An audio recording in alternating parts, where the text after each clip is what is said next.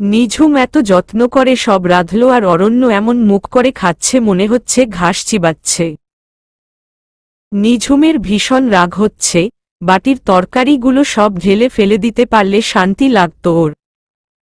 মানুষ এত হিংসুটে হয় কি করে? আর উনি নিজের বেলায় ১৬ আনা ঠিক আর ফাহিম ভাইয়ের নাম শুনে কি বাচ্চাদের মতো শুরু করছে। কোনো কথা নাই, না ভালো না মন্দ। মনে হচ্ছে নিঝুম একাই এখানে আছে। অরণ্য, আমি কিন্তু তোমার বাবুর্চিকে আজ শুধু বাজার করান আর মশলা করান ছাড়া আর কিছু করাইনি। হুমম, খাবার কি অখাদ্য হয়েছে? এরকম মুখ করে খাচ্ছ কেন? অরণ্য উত্তরে কেবল মাথা নাড়ল। ও আসলে কি খাচ্ছে কোনো স্বাদই পাচ্ছে না। বড় বড় চিংড়ি রান্না হয়েছে, কিন্তু রান্নাটা মোটেই স্বাদ হয়নি। নিঝুমের রান্না এত বাজে ধারণা ছিল না ওর। নাকি ফাহিম আসবে বলে খুশির চোটে এই অবস্থা করেছে রান্নার। ওরা আসলে বোধহয় ভালো করে রাঁধবে। আসলে যত যাই বলুক বাপের বাড়ির লোক আসার কথা শুনলে মেয়েগুলো অতিরিক্ত খুশির চোটে সব গুলিয়ে ফেলে। আর সেই অতিথি যদি হয় বিদেশ থেকে আসা তাহলে তো কথাই নেই। পারলে নিজেকেই ডিশ হিসেবে দিতে পারলে খুশি হয়। জোরে একটা দীর্ঘনিশ্বাস ফেলল অরণ্য। ওর সব রাগ ওই ফাহিম নামের লোকটার উপর গিয়ে পড়ল। লোকটার চোখে মোটে চামড়া নাই। এক নাম্বারের বেহায়া। ও মরছে শুনেই চলে আসছে নিঝুমকে বিয়ে করার জন্য। আজব লোক। ওরা এখানে বিয়ের পরে দুজনে একটু একান্তে সময় কাটাবে বলে এসেছে, হোক সে অয়নের নাম নিয়েই, আর এই লোক সেখানে ড্যাং ড্যাং করতে করতে চলে আসতেছে। কোনো জ্ঞানবুদ্ধি সম্পন্ন লোকের পক্ষে এই ধরনের কাজ যে অতিহীন এই লোকের সে নিয়েও কোনো মাথা ব্যথা নেই। নিঝুমের ভাই না হলে আচ্ছা করে একটা রামধোলাই দেওয়ার ব্যবস্থা করত ও। আশুর মনে হল ধুকধুকানির চোটে ও আজকে মারা যাবে। কিন্তু যাকে দেখলেই ওর হার্টবিট বাড়ছে সেই লোকের ওর দিকে বিন্দুমাত্র মনোযোগ নেই। ফাহিম খুব মনোযোগের সাথে হাতের জার্নালটা খুঁটে খুঁটে পড়ছে। এই লোক এত পড়ে কেন আল্লাহ মালুম। চোখে চশমা পরাতে আরো সুন্দর লাগছে দেখতে। আশুও নিজের মাঝারি হাত ব্যাগটা নিয়ে কবিতার একটা বই খুলে বসল। জার্নিতে আসলে গল্পের চেয়ে কবিতা পড়তে ভালো লাগে ওর। ওর নিজেরও ভীষণ বই পড়ার নেশা, আর ফাহিম ভাইয়ের এই বই প্রীতিটাও আশুর খুব পছন্দ। লোকটা পড়তে থাকলে দুনিয়াদারি ভুলে পড়তে থাকে। আশু জোর করে কবিতা পড়ায় মনোযোগ দিল, তা না হলে পুরো জার্নিতেই দেখা যাবে ও ফাহিম ভাইয়ের দিকে হা করে তাকিয়ে আছে হাবলির মতো। আর আশু সেটা একেবারেই চায় না। ফাহিম ভাই আপুকে অনেক পছন্দ করত আর এখনও করেন। উনি দেশে হুট করে কেন আসছে জানে না আশু, বাট আপুর কাছে কিছু একটা বলতে চায়। আব্বু তো রাজি ছিল না মোটেই, আম্মু এবার একটু গড়িমসি করছিল, কিন্তু ফাহিম ভাই নাছোড়বান্দা। জোকের মতো লেগেই ছিল, শেষে আব্বু রাজি হয়েছে এই শর্তে যে ফাহিম ভাই এমন কিছু করবে না যেটাতে অয়ন ভাইয়া আর আপুর মধ্যে কোনো ভুল বোঝাবুঝি হয়। আর আপু যদি সত্যি অয়ন ভাইয়ের সাথে অসুখী হয় বা অয়ন ভাইয়ার দিক থেকে আপুর প্রতি কোনো অবহেলা চোখে পড়ে তখনই কেবল ফাহিম ভাই আপুর ব্যাপারে এগুতে পারে। তবে সেটাও অভিভাবকদের অনুমতি নিয়ে। আপু যেন অস্বস্তি বোধ না করে ফাহিম ভাইকে দেখে, সেজন্যই আশুকের সাথে আসতে হল। আশু সিটে হেলান দিয়ে একটা ঢোক গিলল, বুকের ভিতরের অগ্নুৎপাতটাকে আবার দাবিয়ে দেওয়ার জন্য। আপুর যাতে ভালো হয় ও করবে, প্রয়োজনে এই লোকের প্রতি ওর কোনোদিন দুর্বলতা ছিল সেটাকে ও ছিঁড়ে কুটি কুটি করে ফেলবে। ওর কাছে আপুর চেয়ে কেউ বড় না, ফাহিমও না। এখন আপু কি চায় এটাই সবচেয়ে আসল কথা। আজকাল মাঝে মাঝে রাতে একটা শ্বাসকষ্ট মতো হয় নিঝুমের। মনে হয় যে ওর বুকটা ঠেলে কিছু উঠে আসছে। ডাক্তারের দেওয়া ওষুধগুলো খাওয়ার মতো অবস্থাও ওর থাকে না তখন। আরেকজনকে বলবে যে সে তো ভাব এমন করছে মনে হচ্ছে নিঝুম ফাঁসির সাজাপ্রাপ্ত আসামি, ওর সাথে কথা বললে সমাজে ওনার জাত যাবে। রবটের মতো মুখের ভঙ্গি করে বসে আছে, আর শেয়াল পণ্ডিতের মতো করে কাগজ পড়ছে অসহ্য। নিঝুমের আর মোটে সহ্যই হচ্ছে না। অরণ্য, আমি কিছু বলছি। বল, শুনছি। কাগজ রেখে আমার দিকে একটু তাকাও। আমি তো জানি মানুষ কান দিয়ে শুনে, কাগজের পাতাটা উল্টেপাল্টে কি একটা খুঁজে বেড়াচ্ছে অরণ্য। নিঝুম সেটা দেখে চুপ করে রইল কিছুক্ষণ। কি জানি, হতে পারে সত্যিই গুরুত্বপূর্ণ কিছু খুঁজে বেড়াচ্ছে। আর চোখে আজকের কাগজ পত্রিকাটার দিকে তাকিয়ে রইল ও। আলিয়া ভাটের বাসার কুকুর হারিয়ে গেছে বুঝি? ওটা কি তুমি এখন খুঁজতে যাবে? না থাকতে পেরে কিছুক্ষণ পর বলে উঠল নিঝুম। ও স্পষ্ট দেখছে আলিয়া ভাটের কুকুর কোলে নিয়ে বড় একটা ছবি, আর অরণ্য সেটা মহা আগ্রহ নিয়ে পড়ছে।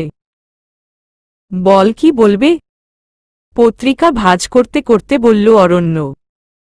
ওর এমনি মুড খুব খারাপ আজ সকাল থেকে, সাথে নিঝুমের এরকম টিপ্পনি শুনলে ওটা আরও খারাপ হবে। কি যে ছাতা বলবো, তোমার পেপার দেখার চক্করে ভুলে গেলাম। তাহলে আগে মনে কর, তারপর বল। অরণ্য আবার কাগজটা মেলে ধরল। উগগ, আচ্ছা পাজি তো। আচ্ছা, তোমাকে অয়নের এই অভিনয় আর কতদিন করতে হবে? ঢাকায় ফিরে বলতে পারব। আমরা একটা টিমে কাজ করছি এবার। সো আশা করি সব কিছু ঠিকমতো হবে। তোমাকে ওখানে কয়দিন থাকতে হবে? জানি না, একদিনও লাগতে পারে, আবার 1 মাসও। কথাটা বলেই আবার কাগজে মুখ ডুবাল অরণ্য। কিন্তু অরণ্য যতটা নির্বিকারভাবে কথাটা বলল, নিঝুম ততটা সহজভাবে সেটা নিতে পারল না। আবার অরণ্য ওকে রেখে চলে যাবে মনে হতেই সমস্ত শরীরটা কেঁপে উঠল নিঝুমের। চোখের কোল ভিজে আসতেই চট করে মুখটা ঘুরিয়ে নিল নিঝুম। কিন্তু সেই মুহূর্তে ধূপ করে একটা শব্দ হয়ে সজোরে কেঁপে উঠল ওর পেটটা। অরণ্য। অরণ্য মনোযোগ দিয়ে একটা আর্টিকেল পড়ছিল। নিঝুম একেবারে ভুল বলেনি, ও আজকের কাগজের বিনোদনের পাতাটাই দেখছিল মনোযোগ দিয়ে। যে পাতায় একটা কুকুরের সাথে আলিয়া ভাটের ছবি দেওয়া বড় করে। কিন্তু ও তার নিচে একটা ইংলিশ মুভির ছোট করে দেওয়া কাহিনীটা পড়ছিল, কিন্তু চিৎকার শুনে থামতে বাধ্য হল। হঠাৎ নিঝুমের মুখে নিজের নামটা এমনভাবে শুনে ওর ভিতরটা ভয় কেঁপে উঠল। কাগজটা প্রায় শূন্যে ছুঁড়ে দিয়ে ও নিঝুমের কাছে পৌঁছাল আলোর গতিতে। নিঝুমের স্বরে কেমন একটা বিভ্রান্তি ছিল, অরণ্যর ভয় লাগল। কি হলো ঝুম? নিঝুমকে সাথে সাথে দুহাতে জড়িয়ে ধরে অভয় দেওয়ার সুরে ওর নামটা ধরে ডাকল অরণ্য।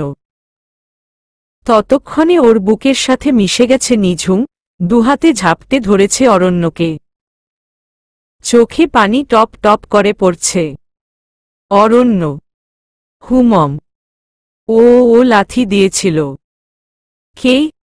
কয়েক সেকেন্ড লাগলো অরণ্যর বুঝতে। সত্যি। হুমম, আমি মাত্র মুখটা ঘুরিয়েছি আর পেটটা একদম ধূপ করে কেঁপে উঠল। ভালো, আমি তো প্রতিশোধ নিতে পারছি না, আমার ময়ে না হয় নিক।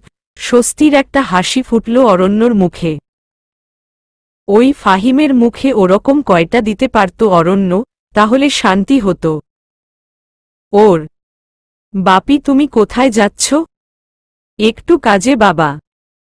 কিন্তু আমি যতদিন না আসব মিশু, ততদিন কিন্তু তুমি একদম লক্ষ্মী ছেলে হয়ে থাকবা। তুমি কতদিনের জন্য যাচ্ছ বাপি?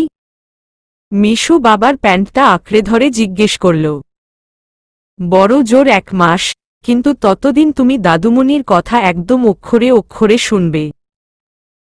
তাহলে আমরা পরের ছুটিতে তোমার পছন্দের জায়গাগুলোতে বেড়াতে যাব। মিশু লক্ষ্মী ছেলের মতো মাথা নাড়ল।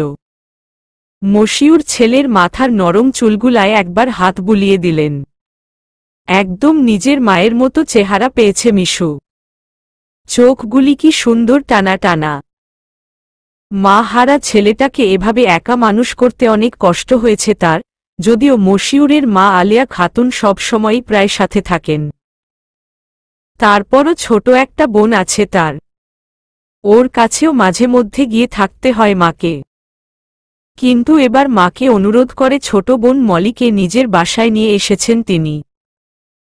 এবারের কাজটায় হয়তো সময় লাগবে তার বেশ কিছুদিন। অনেক কিছু খুঁজে বের করতে হবে। সাথে টিমের অন্যান্যদের কাজের দক্ষতাও বুঝতে হবে। আর্মি আর পুলিশ থেকে লোক নিয়ে খুব গোপন একটা ইউনিট করা হয়েছে মিশনটার জন্য। দ্রুততার সাথে নিজের খাওয়াটা শেষ করে ছেলে, মা আর বোনের কাছ থেকে বিদায় নিয়ে গাড়িতে উঠলেন মশিউর।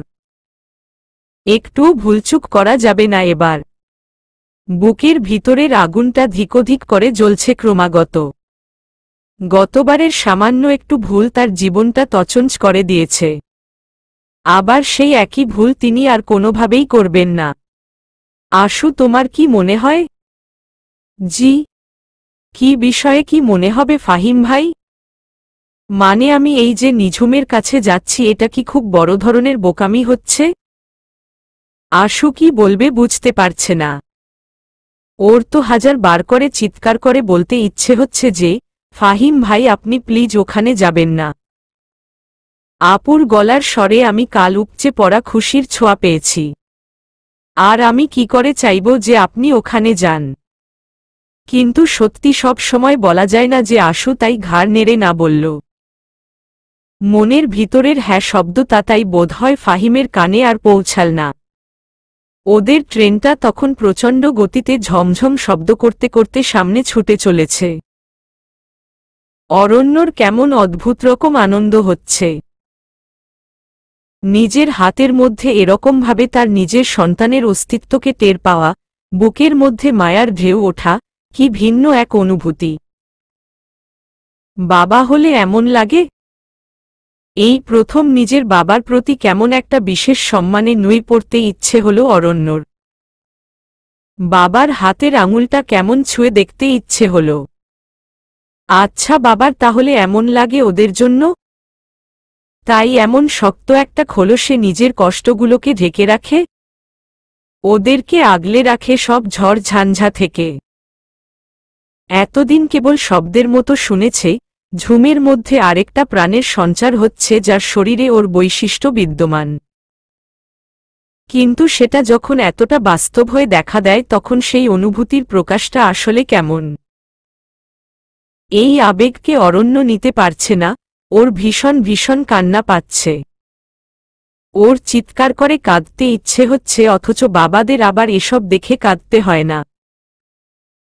অরণ্য কেবল কান্না কান্না চোখে নিঝুমের পেটের দিকে তাকিয়ে রইল। ওর প্রাণটা ওখানে আটকে গেছে, আজ আর সারারাত ঘুম হবে না ওর। নিঝুমকে পিছন থেকে জড়িয়ে ধরে ক্লাস 9-এ থাকাকালীন নীলকমল স্যারের হাতে কেমন বেতের বাড়ি খেয়েছিল একদিন পুরো ক্লাস, সেই গল্প শোনাচ্ছিল ও। নিঝুম শুনে খুব হাসছিল বলে অরণ্য দুহাত দিয়ে ওর পেটটা হালকা করে ধরে রেখেছিল। হঠাৎই একটা ধাক্কা খেয়ে আতকে কেঁপে উঠে দুজনেই। দেখেছো দেখেছো বললাম না, দুষ্টুটা লাথি দিচ্ছে। নিঝুমের ঠোঁট প্রশান্তির হাসি। অরণ্য হাত দুটো সামনে নিয়ে বিস্ময়ের দৃষ্টিতে তাকিয়েছিল।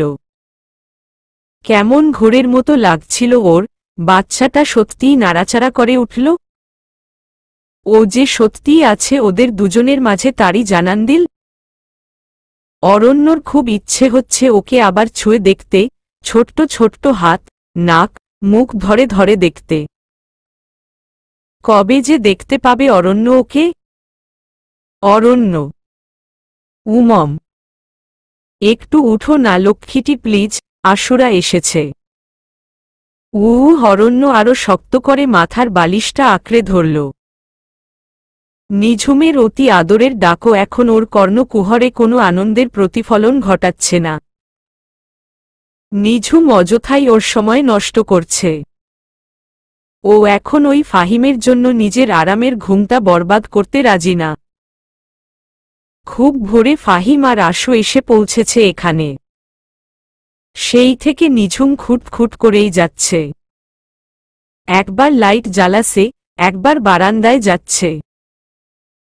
আশুর জন্যই হোক বা ফাহিম, নিঝুমের এই উৎকণ্ঠা মোটেই অরণ্যকে কোনো আনন্দ দিচ্ছে না। এর মধ্যে নিঝুম 5 বার এসে ওকে ডেকে গেছে। অরণ্য বুঝতে পারছে না ফাহিম আসছে বলেই ওকে ধেই ধেই করে সেখানে যেয়ে নাচতে হবে কেন।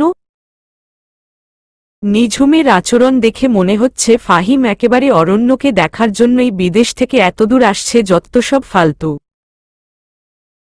ওর ওই কার্টুনকে দেখার বিন্দুমাত্র ইচ্ছা নাই। নিঝুমের এত শখ উতলায় খালাতো ভাইরে দেখে ও যে করুক খাতিরদারি, অরণ্য তো আর ওকে বেঁধে রাখেনি। পাশ ফিরে নিঝুমের মাথার বালিশটা নিয়ে চোখের উপর দিল ও। নিঝুম ইচ্ছে করে লাইটটা জ্বালিয়ে রেখেছে যাতে ও আরাম করে ঘুমোতে না পারে। কিন্তু আজ তো অরণ্য ঘুমাবে মনের সুখে। বেলা 12টার আগে আজও উঠবেই না। বেটা ফাহিম, তুই দেখ, তোর সাথে দেখা করার জন্য এই অরণ্য মরে যাচ্ছে না। বিদেশে যে ভালো কিছু তো শিখে না, মানুষের বউয়ের আঁচল ধরে টানা টানির শখ, বেয়াদব একটা। বিড়বিড় করতে করতে আবার চোখ বন্ধ করল ও।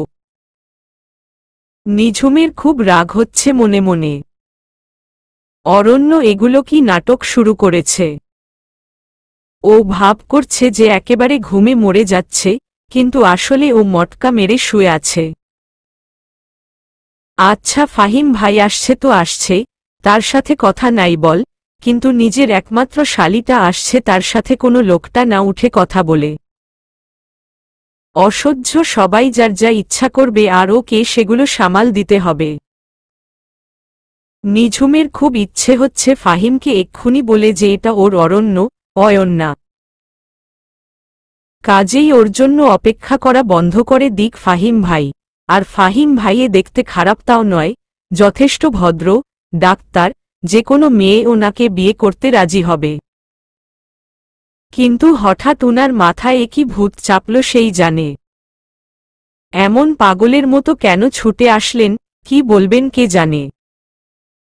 ফোনের শব্দে পলকা ঘুমটা ছুটে গেল অরণ্যর।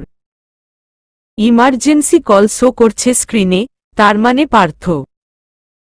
বোধহয় টিম রেডি হয়ে গেছে কাজের জন্য। হ্যালো পার্থ। অরণ্যদা, আপনি কি ঘুমাচ্ছেন? না না, তুমি বল। আপনি ব্যাক করবেন কবে? টিম কি রেডি? 80%। আমি সামনের সপ্তাহে ব্যাক করার চেষ্টা করব, হুট করে গেলে সন্দেহ হতে পারে। আর অয়নের পোস্টিং কোথায় করানো হচ্ছে ফাইনালি? কুমিল্লা। আমাদের অপারেশনটা চিটাগংয়ে হবে, ওখানে ভাবিকে নিয়ে ঢোকা আপনার ঠিক হবে না। তাই কুমিল্লা বেস্ট। আপনি অপারেশনের পরপরই কুমিল্লায় ব্যাক করবেন। এরপর মাস 3 নর্থ বেঙ্গলে থাকবেন। ততদিনে পরিস্থিতি আশা করি স্বাভাবিক হয়ে আসবে। রাইসুলকে এবার যে করে হোক সাজা পেতে হবে। হুমম। রুট প্ল্যান করবে যে উনি জয়েন করেছেন। ওকে। বান্দরবন, খাগড়াছড়ি, রাঙামাটি ওনার ঠোঁটস্থ। গুড। ওকে, তাহলে আপনি ব্যাক করার আগে স্যারকে ইনফর্ম করবেন। পরদিন ব্যাংকে ঢুকে একটা কল করবেন, তাহলে মিটিং টাইমলি শুরু করা যাবে। ওকে, আমি এই সিম ডিঅ্যাক্টিভেট করে দিচ্ছি। করে দিন। নতুনটা কথা বলার 2 ঘন্টা আগে অ্যাক্টিভ করবেন। আর সিমের সিরিয়ালটা মেইনটেইন করবেন। হুম। ভালো থাকবেন। ভাবি ভালো আছেন? আলহামদুলিল্লাহ ভালো আছে। ঠিক আছে, তাহলে রাখি। ফোনটা কেটে দিয়ে ফোনের সিমটা ভেঙে ফেলল অরণ্য। আগামী 1 সপ্তাহ এই ফোনে কোনো কল ঢুকবে না, ফোনটা অফ করে দিল ও। এই 7 দিন ঝুমের, এখন ও নেহায়েতই একজন ব্যাংকে চাকরি করা লোক, বিয়ের পরে নতুন বউয়ের সাথে হানিমুন করতে এসেছে। নিঝুম রান্নাঘরের বারান্দার বাইরে পা ছড়িয়ে বসে কমলার সাথে বসে গল্প করছিল। কমলা ওদের দারোয়ান অমলের বউ। নিঝুম এই দুদিনে মেয়েটার সাথে কথা বলে বেশ আলাপ জমিয়ে নিয়েছে।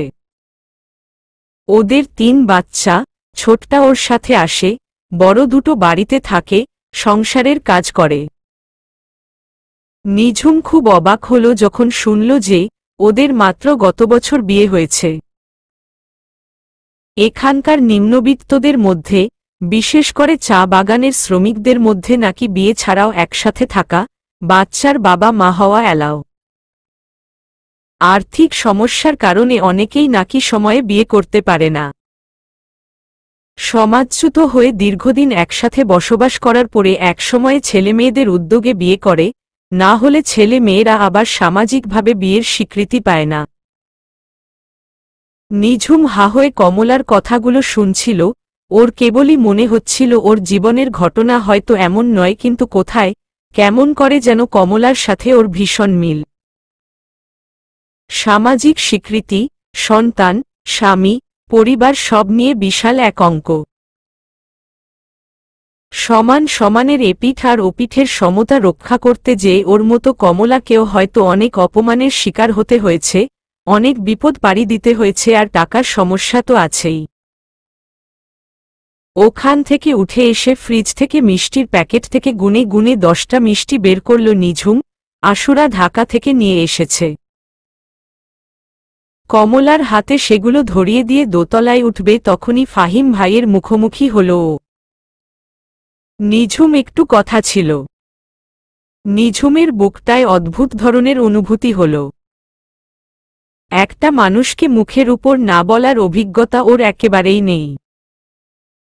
ফাহিম ভাই আসবে শোনার পর থেকেই ও মনে মনে কিভাবে ওনাকে না বলবে সেটার অনুশীলন করছিল। কিন্তু এখন আবার হাত পায়ের লোমগুলো সব খাড়া হয়ে গেছে, মনে হচ্ছে ও ভীষণ এক পরীক্ষা দিতে বসবে। কিন্তু বাস্তবে এমন কিছুই হয়নি। নিঝুম ফাহিমকে ওই দৃষ্টিতে কখনো দেখে নাই। ছোটবেলা থেকেই নিঝুম জানে ফাহিম ভাই বেশ পড়ুয়া। আম্মু যদি পড়া নিয়ে কিছু বলতো তার 3 নাম্বার বাক্য হতো ফাহিম ভাইকে নিয়ে। তিনি ওদের বাসায় দ্বিতীয় ঈশ্বরচন্দ্র বিদ্যাসাগরের মর্যাদা পায় সবসময়। যেবার ঢাকা মেডিকেল কলেজে চান্স পেলেন তখন থেকে ওনাকে সামনে দেখলে নিঝুমের প্যালপিটিশন শুরু হতো। ওর মনে হতো যে কোনো সময় উনি নিঝুমকে একটা ট্রান্সলেশন ধরবেন আর ও সেটা পারবে না। এখনও ওর তাই মনে হচ্ছে। বহু কষ্টে নিজের মাথা দুলিয়ে ফাহিমকে কথা বলার সম্মতি দিল ও। নিঝুম, আমি একটু তোমার সাথে আলাদা করে কথা বলতে চাই। তোমার বর্তমান হাজবেন্ড কি এটা নিয়ে কোনো ইস্যু করবেন? নিঝুম কি উত্তর দিবে বুঝল না। বর্তমান হাজবেন্ড করবে কিনা জানে না, তবে আগের জন অতীত থেকে এসে হলেও ফাহিম ভাইয়ের ঘাড় মটকাবে এতে কোনো সন্দেহ নেই ওর। অরণ্য ফাহিম ভাইয়ের নাম মোটে শুনতেই পারছে না। কি দিন আসল, চুমু খান উনি আর চোটপাটও করেন উনি। নিঝুমের তো সব দিকেই লস, বেল আলুর গোড়া জুটে আর গোল আলুর পাতাহু। ফাহিমকে নিয়ে বাসার সামনের লনে, গোলচত্বরের পাশের সিমেন্টের বেদিতে গিয়ে বসল ও। এটাই সবচেয়ে ভদ্ররচিত বলে মনে হল ওর। বাসার ভিতরে কথাগুলো বললে বাজে একটা পরিস্থিতির মুখোমুখি হতে হবে বলে মনে হচ্ছে ওর। বলুন ফাহিম ভাই, নিঝুমই শেষ পর্যন্ত কথাটা তুলল। এই বিষয়টা আজকেই শেষ করতে চায় ও। বিবাহিত একজন মহিলার জন্য এ ধরনের কথা শোনাও গোনাহ আর অশোভনও বটে। কিন্তু ওর গুণধর স্বামী ওর জন্য এমন সুন্দর পরিবেশ তৈরি করেছে যে নাটক এখন ওকেও করতে হচ্ছে।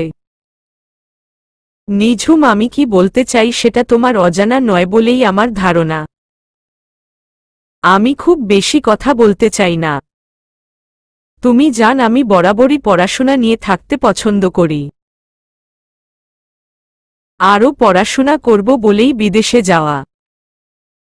এখন তোমার হয়তো ধারণা যে আমি সারাদিন রাত পড়ি বলে আমার ভিতরে রোমাঞ্চ নামক কোনো বিষয় নেই। আমি কাউকে তোমাদের মতো ভালোবাসতে পারি না। ফাহিম রীতিমতো অভিমানের সুরে কথাগুলো বলল, ভাবা যায়। না না ফাহিম ভাই, ওরকম কিছু আমি কখনো ভাবিনি। আমি তোমাকে দোষ দিচ্ছি না, আমার নিজেরও তেমনই ধারণা ছিল। কিন্তু প্রত্যেকটা মানুষের মনে হয় বিপরীত ধর্মী জিনিসের প্রতি প্রচণ্ড কৌতূহল থাকে নিঝুম। আমার জন্য তুমি ঠিক তেমনই। আমি দেখতাম তুমি ঠিকমতো পড়তে না, তোমাকে আমি তখন সত্যি বলতে কিছুটা তাচ্ছিল্য করতাম। কিন্তু তারপরও আমার সামনে পড়লে তুমি পালাতে চাইতে, ওটা আমাকে ভীষণ মজা দিত। এরকম চলছিল, আমি এর চেয়ে বেশি তোমার জন্য তখনও কোনো কিছু অনুভব করিনি। স্কলারশিপ নিয়ে বাইরে চলে গেলাম। একদিন আমাদের একটা সেমিনার চলছিল বড় একটা হলরুমে। এটার আয়োজক ছিল বাংলাদেশেরই কিছু ডাক্তার। ওখানে সেমিনার শেষে কালচারাল প্রোগ্রামের ব্যবস্থা ছিল। আমি ডিনার শেষে ফিরছি, হঠাৎ একটা মেয়েকে দেখে আমি থমকে গেলাম। মেয়েটা সুন্দর করে শাড়ি পরেছিল, কিন্তু সেটা বিষয় না। বিষয় ছিল মেয়েটাকে দেখতে তোমার মতো লাগছিল। এটুকু বলে ফাহিম থামল, আবেগে ওর গলা কাঁপছে। ফাহিম ভাই, এটা তো কোনো আজব ঘটনা নয়। শাড়ি পরলে আশুকেও আমার মতো লাগে।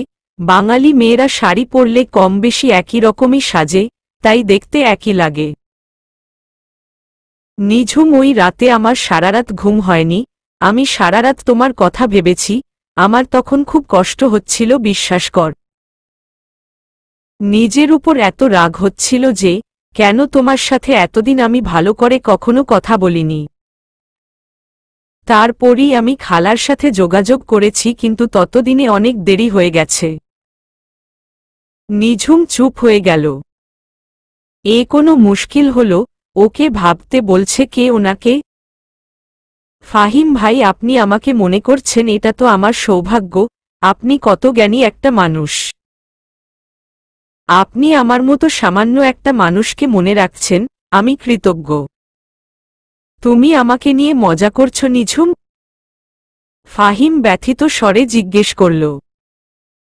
না ফাহিম ভাই, আপনাকে আমি সম্মান করি। নিঝুম, আমি সরাসরি একটা কথা বলি, আমি তোমাকে বিয়ে করতে চাই, তুমি কি রাজি? আপনি এসব কি বলছেন ফাহিম ভাই? আমার তো স্বামী আছে।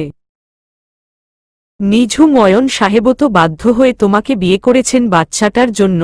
অ্যাকচুয়ালি উনি তো বিয়ের নাটক করেছেন, আমি সেই নাটক করতে চাচ্ছি না। আমি সত্যি সত্যি তোমার আর তোমার বাচ্চার দায়িত্ব নিতে চাই। আমি সত্যি তোমার আর তোমার বাচ্চার দায়িত্ব নিতে চাই। কথাটা বুকের ভিতরটা দুমড়ে মুচড়ে দিল। নিঃশব্দে উল্টো হাঁটা শুরু করল আশু। ঘুম থেকে উঠে পায়ে পায়ে নিঝুমদের দিকে এগিয়ে যাচ্ছিল ও। এত তাড়াতাড়ি এই বিষয় নিয়ে আলাপ করবে ফাহিম ভাই বুঝতে পারেনি ও। বুঝতে পেরে তাড়াতাড়ি ফিরে এলো। খুবই গুরুত্বপূর্ণ আর ব্যক্তিগত আলাপ হচ্ছে ওখানে, ওর ওখানে উপস্থিত না থাকাই ভালো। সিঁড়ি বেয়ে উপরে উঠতেই অয়নের সাথে দেখা হলো আশুর। উনি বোধহয় এখন নিচে নামবেন। ফাহিম ভাই কথা বলছেন, এমন সময় অয়ন ভাইয়ার ওখানে যাওয়াটা কি ঠিক হবে? অয়নকে আটকে দেবার উদ্দেশ্যেই তাড়াতাড়ি ওর সামনে গিয়ে দাঁড়ালো। কেমন আছেন ভাইয়া? তার আগে তুমি বলো, কেমন জার্নি করলে? আলহামদুলিল্লাহ ভালো। এর আগে তো বোধহয় আসনি কখনো এখানে? না, আপুই তো প্রথমবার আসল। আর আমি? আচ্ছা, এই কয়দিন তোমাদের সব ঘুরিয়ে দেখাবার দায়িত্ব আমার, ঠিক আছে। অয়নের কথায় আশু বেশ অবাক হল। এই যেন সেই আগের অয়ন, হাসি খুশি, সদালাপি। আপুর সাথে কি তাহলে মিলমিশ হয়ে গেছে ভালোমত ওনার? তাহলে ফাহিম ভাইয়ের কি হবে? অবশ্য ফাইনাল ডিসিশন তো আপুর হাতে। আশু অয়নের কথায় সায় দিল, আচ্ছা ঠিক আছে। গুড, চলো এখন নিচে যেয়ে নাস্তা করি। না হলে ঝুমের কচকচানি শুরু হবে। বলেই অরণ্য আর দাঁড়াল না, দ্রুত পায়ে নিচে নেমে গেল। আশু, অয়নের কথায় হাসতে যেয়ে থমকে গেল। কথাটায় কি যেন একটা গড়বড় ছিল, কিন্তু সেটা কি? হ্যালো অনা, হ্যাঁ গ্রেট। না না, আমি ভালো কি করে থাকি বল সুইটহার্ট। অরণ্য বেশ আয়েশের ভঙ্গিতে পায়েস খাচ্ছে আর ফোনে প্রমালাপ করছে ডাইনিংয়ে বসে। নিঝুমের ইচ্ছে হচ্ছে পুরো বাটির পায়েসটা একসাথে ওর মাথায় ঢালতে। অরণ্য যে ইচ্ছে করে ওর সামনে এগুলো বলছে তাতে বিন্দুমাত্র সন্দেহ নেই ওর। কিন্তু ওর সাথে সাথে এগুলো যে ফাহিমও শুনতে পাচ্ছে তার কি? ওপাশ থেকে অহনা কি বলছে না বলছে তা নিয়ে ওর কোনো মাথা ব্যথা নেই। কিন্তু অরণ্যর এই গা জ্বালান আচরণে ফাহিম যে আরো বেশি করে ওর পিছনে পড়বে তার কি করবে ও? অরণ্য যখন ফোন রাখল, ফাহিম তখন খানিকটা বিস্ময় নিয়ে ওর দিকে তাকিয়ে আছে। ফাহিমের মাথায় আসছে না এই লোক নিঝুমের দায়িত্ব নিয়ে আবার তার প্রাক্তনের সাথে সম্পর্ক রাখছে কি করে। এরকম হলে নিঝুমের জীবনটা তো একদম শেষ হয়ে যাবে। অয়ন যদি তার প্রেমিকার সাথে সম্পর্ক বজায় রাখতেই চায় তাহলে তার দু নৌকায় পা দিয়ে চলার দরকার কি? ফাহিম সিদ্ধান্ত নিল রুমানা খালাকে একটু পরেই ও ফোন দিবে। এরকমভাবে অয়নের দয়ায় বাঁচার কোনো প্রয়োজন নেই নিঝুমের। ফাহিম আছে তার নিঝুমের জন্য। দরকার পড়লে দেশের সাথে একদম যোগাযোগ বন্ধ করে দিবে ও। তাহলে তো আর বাচ্চার পরিচয় নিয়ে কোনো ঝামেলা থাকল না ওদের। নিঝুমের সন্তানকে মেনে নিতে কোনো সমস্যা নেই ওর, কেবল মা হয়তো কিছুটা আপত্তি করবে। কিন্তু ফাহিম তার চেয়েও বেশি নিঝুমকে পছন্দ করে। আর সবচেয়ে বড় কথা হলো অয়নের সাথে নিঝুম কখনোই সুখী হবে না। অয়ন সাহেব অসম্ভব রকম একটা বেয়াদব লোক। ধীরে সুস্থে পায়েসটা শেষ করে ইচ্ছে করেই গায়ে পড়ে কথা বলা শুরু করল অরণ্য। ফাহিম ভাই কি সিলেট খুব ভালোবাসেন? এ কথা কেন বলছেন? না মানে আপনি হঠাৎ আমরা এসেছি শুনেই একবারে উড়তে উড়তে চলে এলেন বিদেশ থেকে, তাই ভাবলাম নিশ্চয়ই শ্রীমঙ্গলের প্রতি বিশেষ কোনো টান আছে আপনার। উহহ না, সেরকম কিছু না। আসলে আমার জরুরি কিছু আলাপ ছিল নিঝুমের সাথে। ওহ, তাহলে তো আপনাকে অনেক কষ্ট করতে হলো। এর চেয়ে আপনি যদি আমাদের ফোন দিতেন তাহলে আমরা নিজেরাই আপনার সাথে দেখা করতে যেতাম। আপনি কি আমার উপর অসন্তুষ্ট মিস্টার অয়ন? ফাহিম একটু উদ্ধত ভঙ্গিতেই প্রশ্নটা করল।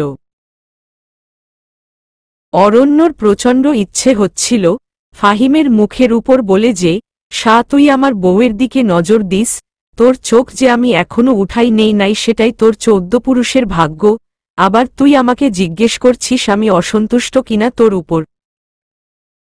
মেরে ঠ্যাং হাতে ধরায় দিব আর একদিন আমার বউয়ের পাশে এসে বসলে। কিন্তু নিঝুম খুব অনুনয়ের দৃষ্টিতে ওর দিকে তাকিয়ে আছে, সেটা উপেক্ষা করার সাধ্য অরণ্যর নেই, কথাগুলো তাই একরকম গিলে ফেলল ও। এই নাটকের কি খুব বেশি প্রয়োজন ছিল? ঠাস করে চায়ের কাপটা অরণ্যর সামনে রাখল নিঝুম। রাগে গাটা জ্বলে যাচ্ছে ওর। কি শুরু করেছে ফাহিম ভাইয়ের সামনে? নাটক হবে কেন?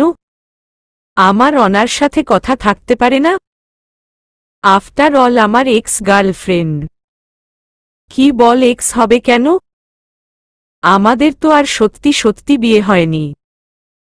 ওটা হচ্ছে লোক দেখান বিয়ে। কাজেই তুমি আরামসে তোমার এক্স ওয়াইয়ের সাথে কথা বল, কিন্তু আমার উপর একটু রহম কর।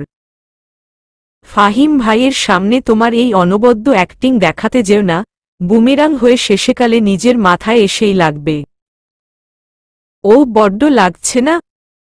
আর তোমার ফাহিম ভাই যে খুলেআম তোমাকে বিয়ের প্রপোজাল দিচ্ছে তার কি? বেয়াদব একটা লোক। মানুষের বিয়ে করা বউ, তাকে নিয়ে যত টানাটানি। তো কি করবে? মানুষ যদি নিজে তার দায়িত্ব এড়ায় তখন অন্য মানুষ তো ছিদ্র খুঁজবেই সেখানে ঢুকে জায়গা করে নেওয়ার।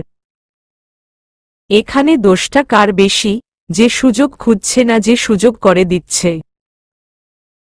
কথাটা এতই সত্যি যে কথাটা অরণ্যর গায়ে অ্যাসিডের মতো এসে লাগল। ভিতরটা একেবারে জ্বলে পুড়ে গেল ওর। আচ্ছা আচ্ছা, সব দোষ আমার। এখন আমি তো আর বলিনি যে তাদের মেয়েকে নিয়ে বিদেশে যেয়ে সংসার করব। নাটা মুখের উপর তখনই করে দিতেন। এত ঘুরিয়ে ফিরিয়ে না বলার দরকার কি ছিল? অরণ্যর কথার ঝড়ে নিঝুম হতাশ ভঙ্গিতে মাথা নাড়ল।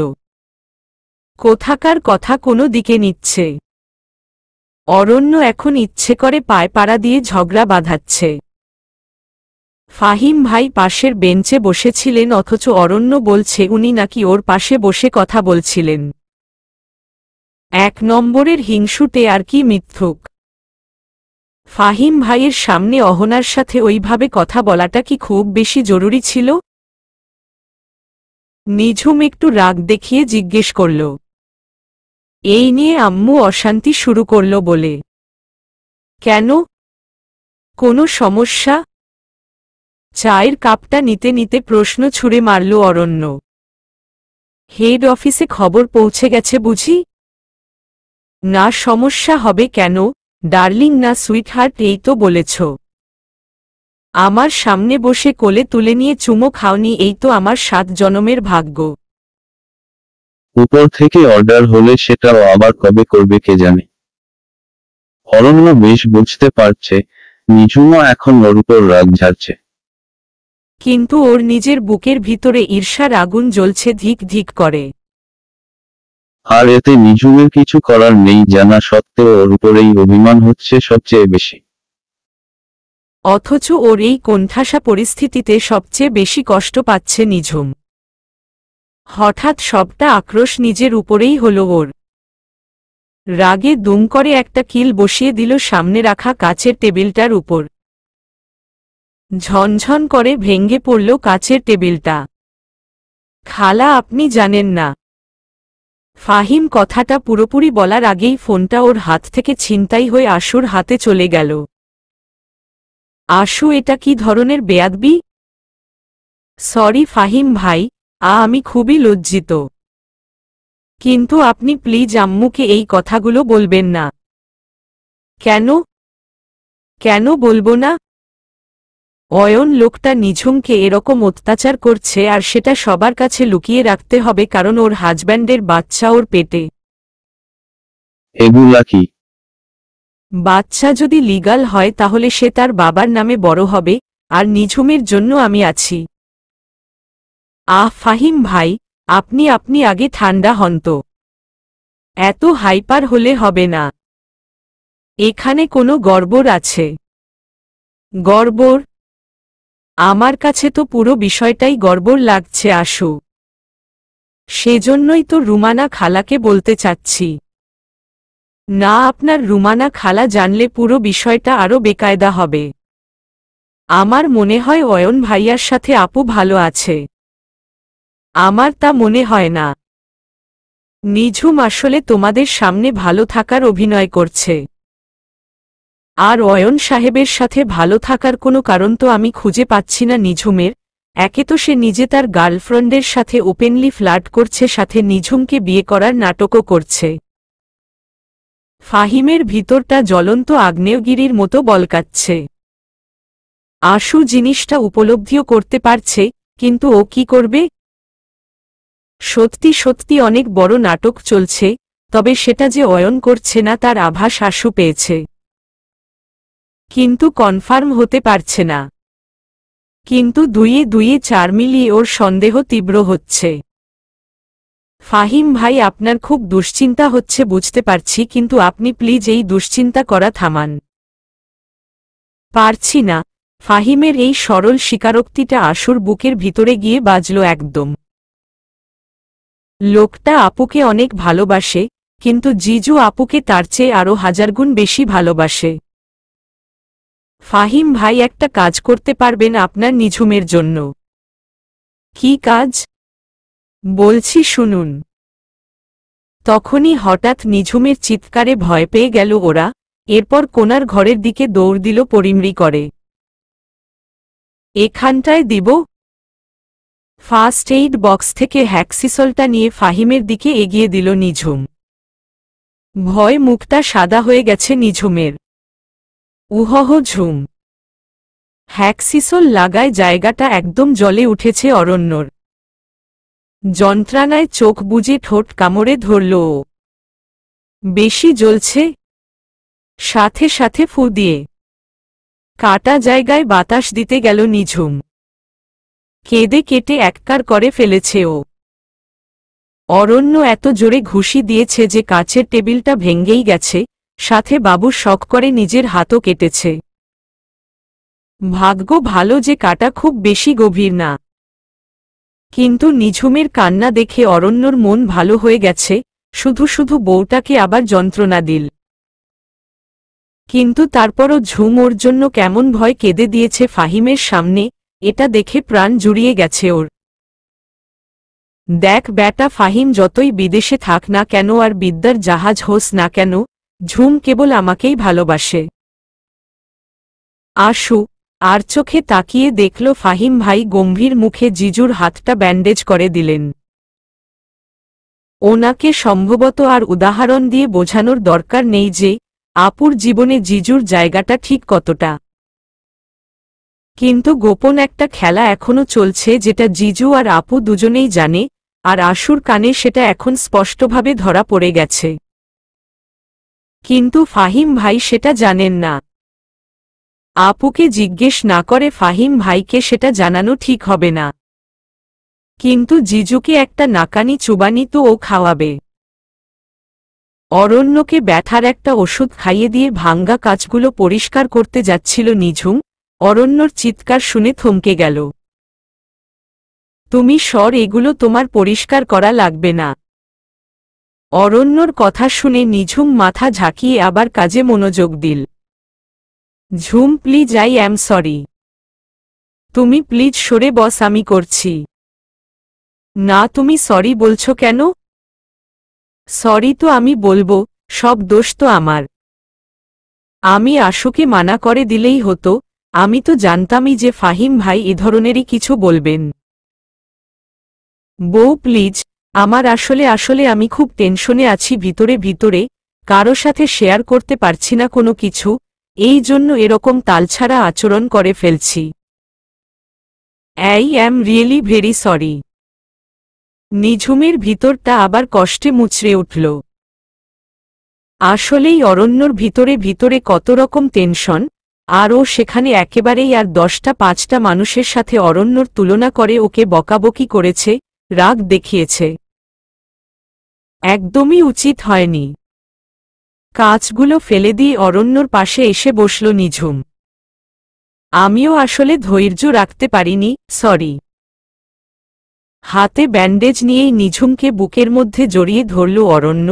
ঝুম, আমি তোমাকে কখনোই কষ্ট দিতে চাই না, কিন্তু যতই আমি তোমাকে কষ্ট দিতে না চাই ততই বেশি কষ্ট দিয়ে ফেলি। প্রথমবার তোমাকে ঘোরাতে নিয়ে গেলাম যে দুজনের মনে রাখার মতো কিছু সুন্দর স্মৃতি জমা করব, কিন্তু হলো তার উল্টো। সুন্দর দূরে থাক, আরও অসুন্দরে ভরে দিলাম দিনটা। আবার হলুদের আগের দিন তোমাকে এক নজর দেখতে চাইলাম, তার পুরস্কার হিসেবে পেলাম নিজের ভাইয়ের মরদেহ আর তোমার কাছ থেকে দূরে সরে যাওয়ার আদেশ। তুমি কি জান ঝুম, প্রতিটা সেকেন্ডে তোমার কাছে ছুটে যাওয়ার জন্য পাগল হয়ে যেতাম আমি, অথচ আমাকে দেখাতে হতো যে তোমাকে দেখলে আমার বিরক্ত লাগে। নিজের সন্তান তাকে পিতৃপরিচয়হীনভাবে মানুষের করুণা কুড়াতে হয়েছে পৃথিবীর আলো দেখতে চায় বলে, ওই অনুভূতি আমি কারো সাথে ভাগ করতে পারিনি ঝুম। খুব ইচ্ছে হতো তোমাকে জড়িয়ে ধরে বলি, আমি আছি, তোমাদের সামনে ঢাল হয়ে আমি আছি। কিন্তু সেই কথাগুলো বলার মতো জোরালো স্বর ছিল না, কেবল বোবা কান্নায় রাত পার করেছি। আমি আসলে তোমাদের কখনোই সুখী রাখতে পারি না, কিছুই দিতে পারি না, কিছুই না। নিঝুম কিছুতেই নিজের ফোপানো বন্ধ করতে পারছিল না। অরণ্যর কথাগুলো এক একটা তানপুরার তারের মতো ওর বুকের মধ্যে গিয়ে বাজছিল। কি করুন সেই সুর সামলে রাখা কঠিন। এতদিন কেবল নিজের, আর নিজেদের অনাগত সন্তানের কষ্টের কথা মনে হয়ে মনটা বিষাদে ছেয়ে যেত। আজ সেখানে অরণ্যর কষ্টগুলো এসে সুইয়ের মতো খোঁচাচ্ছে। নিজের সবটুকু শক্তি দিয়ে অরণ্যকে আঁকড়ে ধরল ও। অরণ্য, প্লিজ, আমাদের তো তোমাকে ছাড়া আর কিছু চাই না।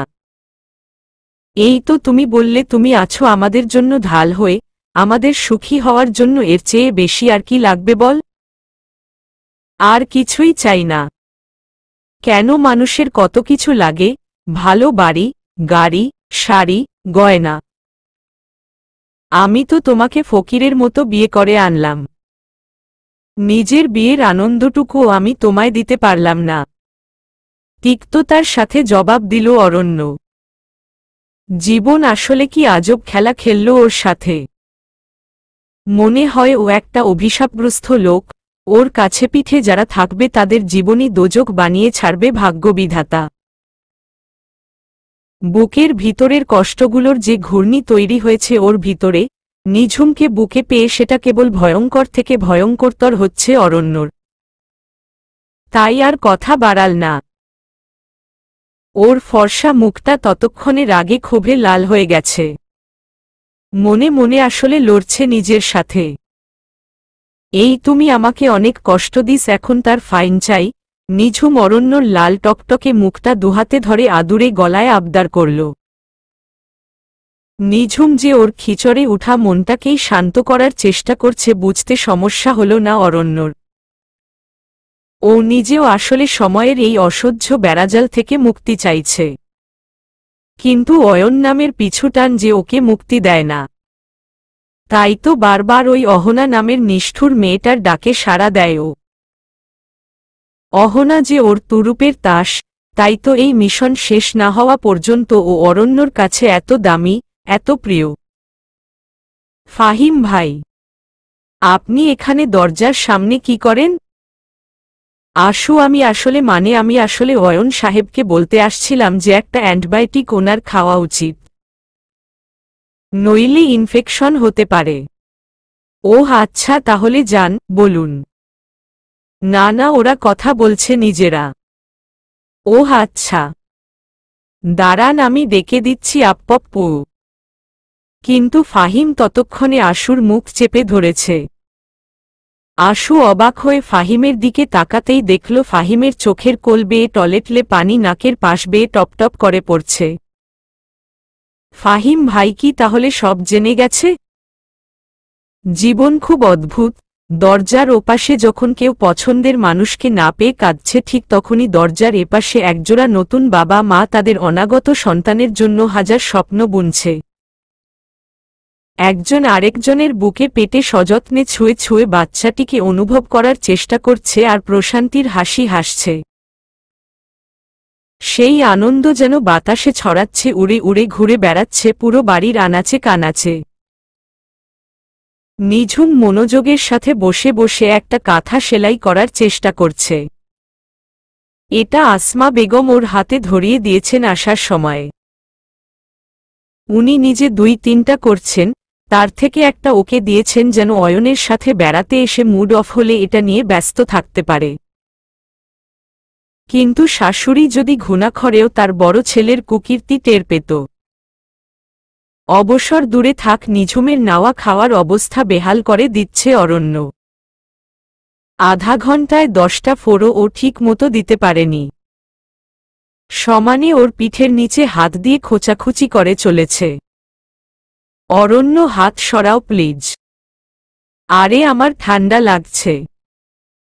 নিঝুমের মনে হল কটকট করে বাজ পড়ার মতো শব্দ করে ফাজিলটার মাথার উপর পড়ে।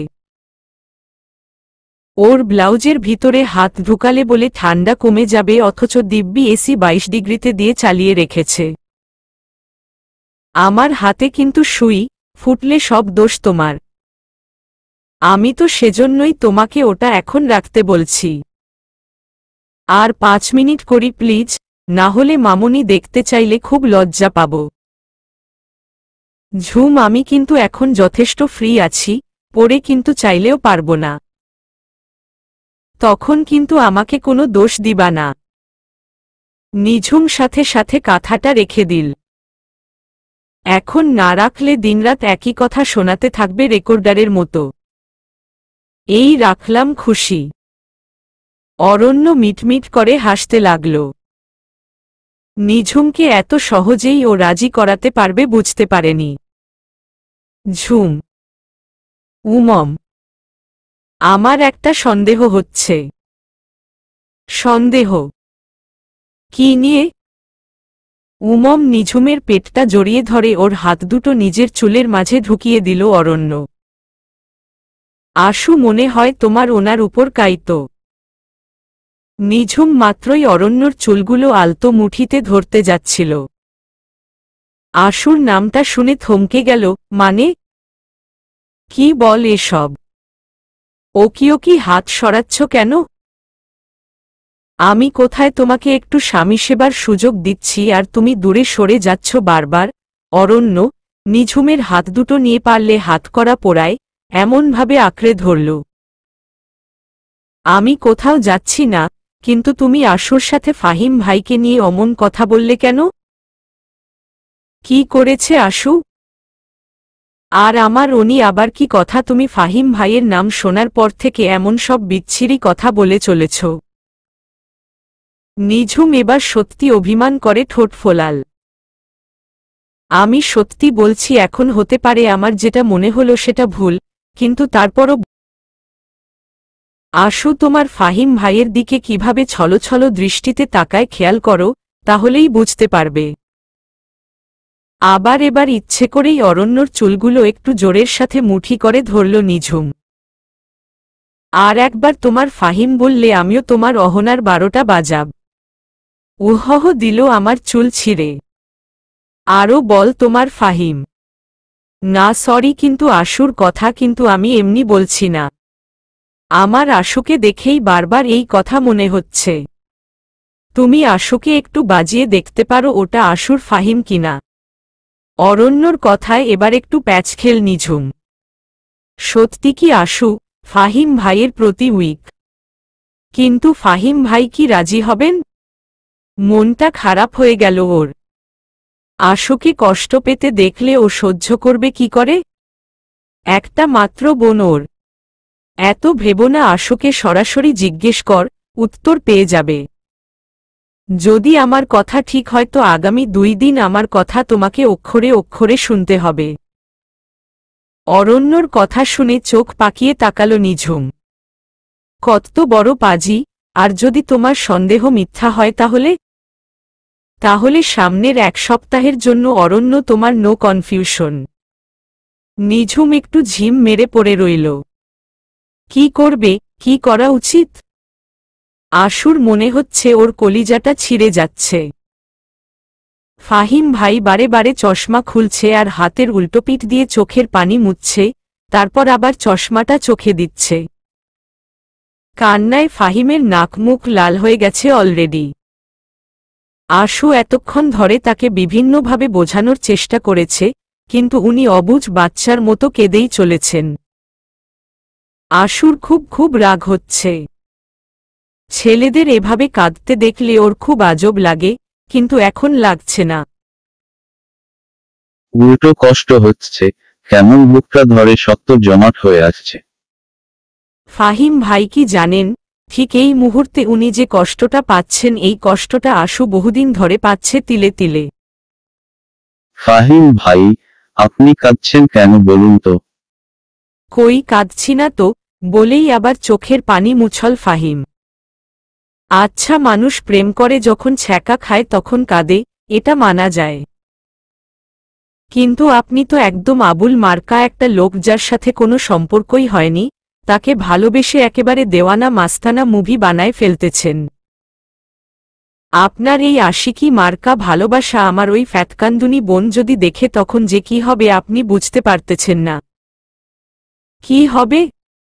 ফাহিম আশুর কথায় বড় বড় চোখ করে জানতে চাইল। নিঝুমের সম্বন্ধে যে কোনো কিছু শুনতে ও আগ্রহী। আশু বলল, আপু আম্মুকে ফোন করবে একসময় সহ্য করতে না পেরে। তো তখন আপনার রুমানা খালা হারে রেড়ে করতে করতে তার পুরো ফৌজসহ যুদ্ধে করতে চলে আসবে জিজুর সাথে। অরণ্যর সাথে?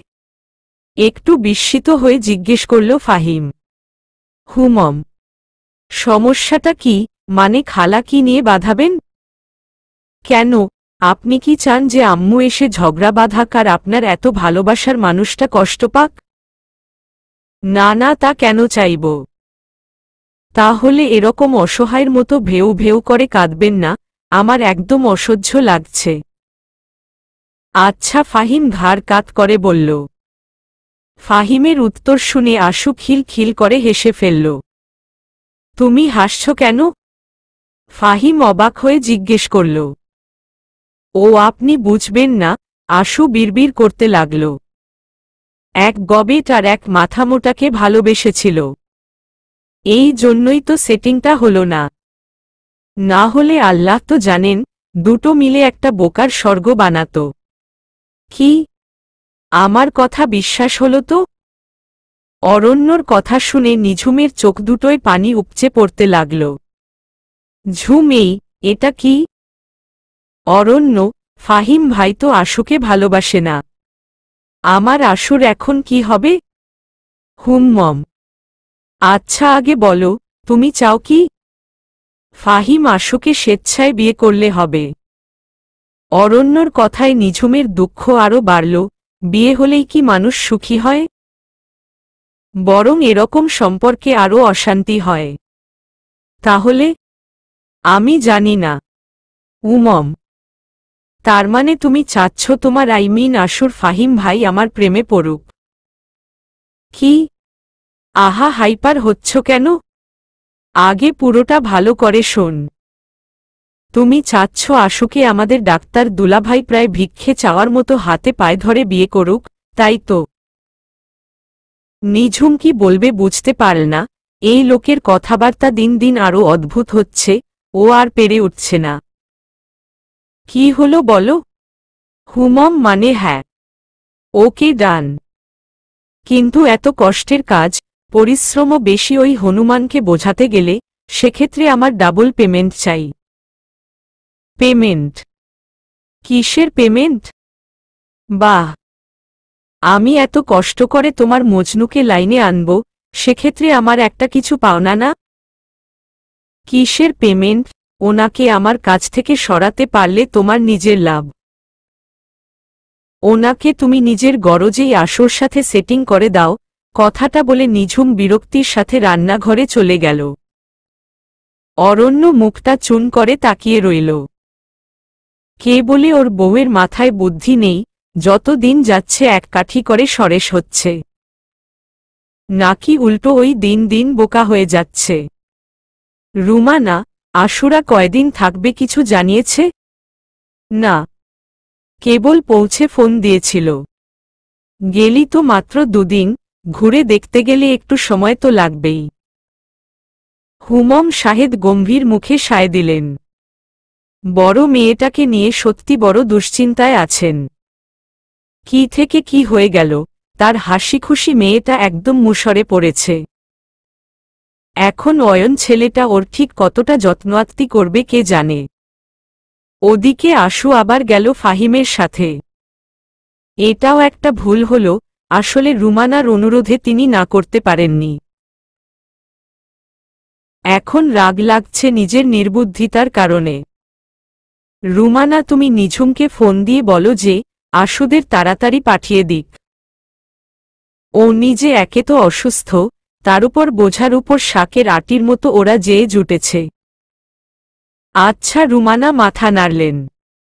এটা আসলে ওর নিজেরও মনে ছিল না যে মেয়েটা এই অবস্থায় ওদের যত্ন করতে পারবে না, খুব ভুল হয়ে গেছে।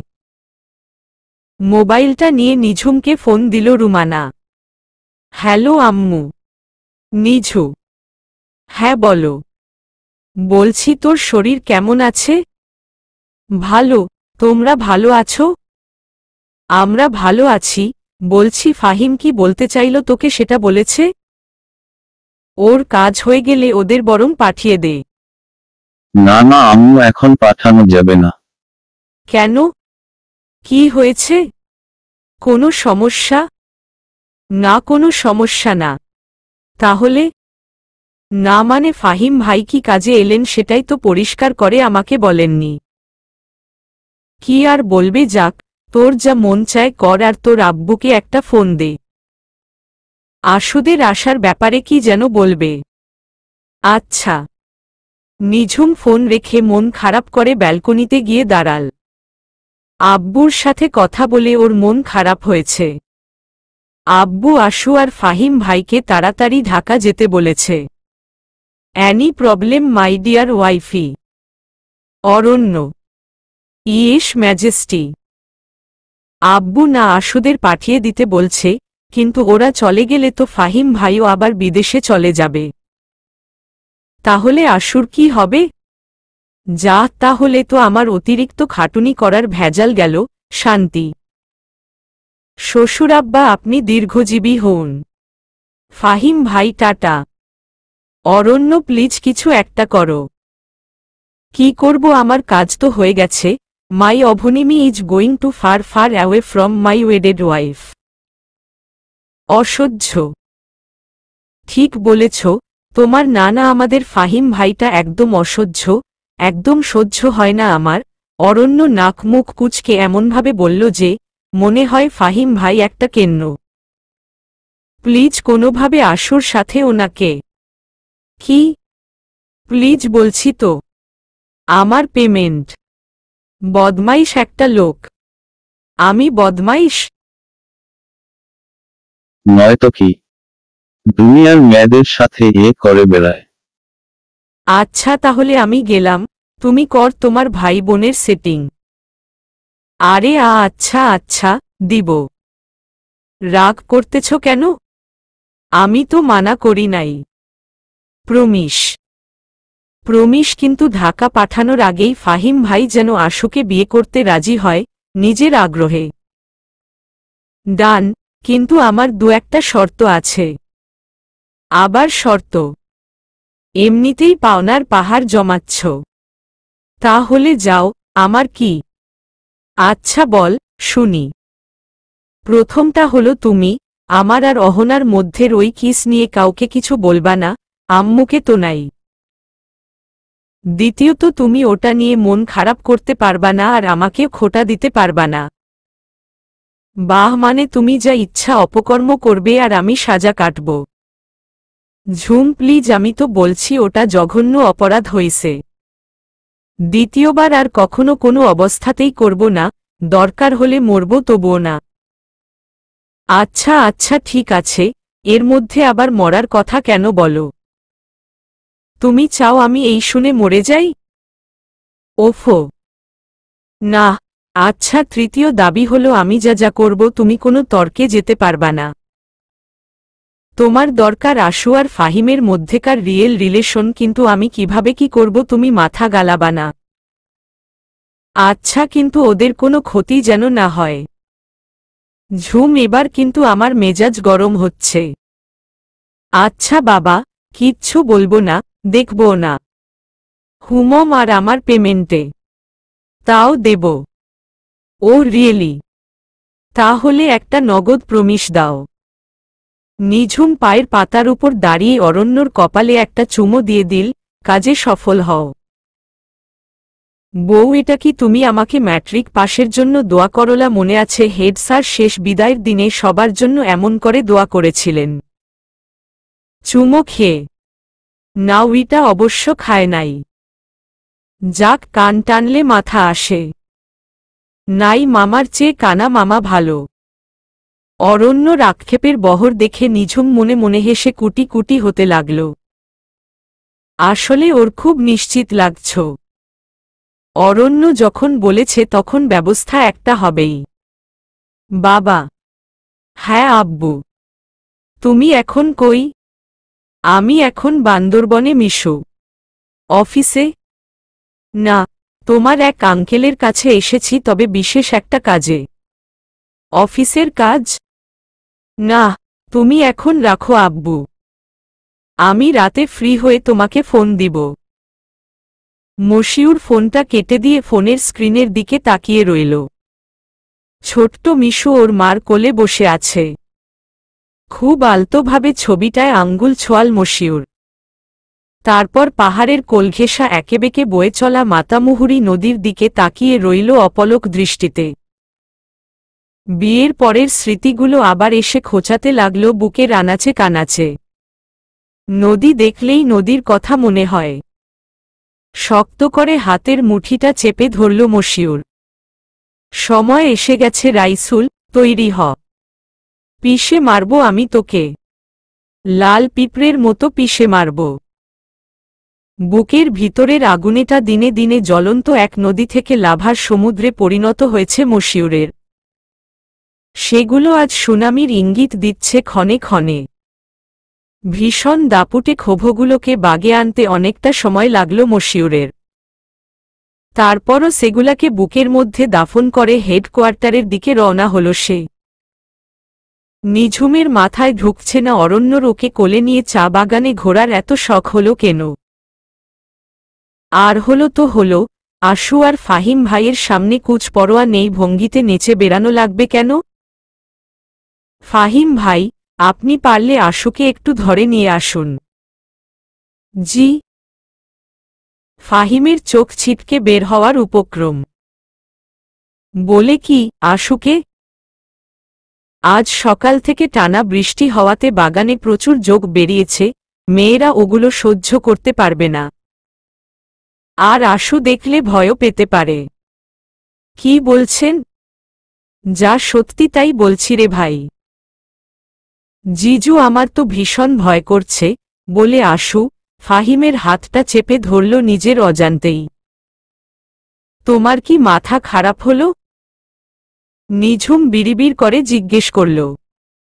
কি আবোল তাবোল বকছ? সশসে কদম চুপ। তুমি সামনে তাকাও তো, খালি মাতব্বরি। ধরতে দাও হাত। যত তাড়াতাড়ি একজন আরেকজনের হাত ধরবে তত তাড়াতাড়ি বিয়ের জন্য হ্যাঁ বলবে। অরণ্যর চাপা স্বরের ধমক খেয়ে চুপ হয়ে গেল নিঝুম। কি যে সব অদ্ভুত অদ্ভুত বুদ্ধি অরণ্যর মাথায় কিলবিল করে কে জানে। এখন আমরা কই যাচ্ছি? চায়ের দোকানে। শ্রীমঙ্গল আসলা আর চা খাবা না কেমন একটা হয় না? হুম বলেই আবার পিছনে দেখতে যাচ্ছিল নিঝুম, কিন্তু অরণ্য ওকে মোটেই পিছনে দেখতেই দিল না। এই আমি এত সুন্দর একটা চেহারা নিয়ে দাঁড়িয়ে আছি, তা বাদ দিয়ে তোমার গোয়েন্দাগিরি করা পছন্দ হলো? না। নিঝুম মাথা নাড়ল। বলছি ফাহিম ভাই ছেলে মানুষ, যদি হঠাৎ অন্য কিছু করে মানে মানে তো করুক না। করলেই তো সুবিধা, একদম শালার ব্যাটার টুটিটা ক্যাক করে ধরব। অরণ্যর ঠোঁটে দুষ্টামির হাসি।